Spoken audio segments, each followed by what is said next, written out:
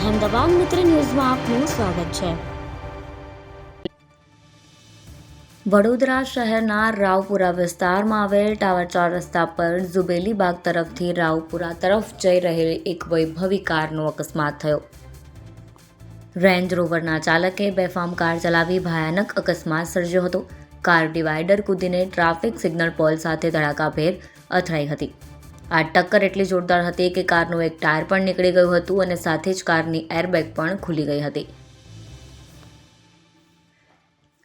અકસ્માત બાદ કાર ચાલક સ્થળ પરથી ફરાર થઈ ગયો હોવાનું પોલીસને સામે આવ્યું છે। ઘટનાની જાણ થતાં રાવપુરા પોલીસે ઘટના સ્થળે પહોંચી બેદરકારીપૂર્વક વાહન ચલાવવા બદલ તાત્કાલિક ગુનો નોંધ્યો છે। ટ્રાફિક સિગ્નલને થયેલા નુકસાન અંગે પણ ફરિયાદ નોંધવામાં આવી છે। કાર ચાલક ઘટના બાદ ફરાર થઈ ગયો છે।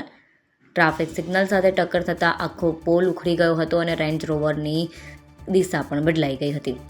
પોલીસ તપાસ દરમિયાન સામે આવ્યું છે કે રેન્જ રોવર કાર 1 વર્ષ પહેલાં વેચી દેવામાં આવી હતી।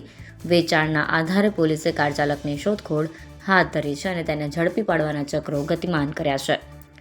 ઘટનામાં કોઈ જાનહાનિ તો નથી થઈ, પરંતુ વૈભવી કારના આગળના ભાગના ખુરચા ઉડી ગયા હતા।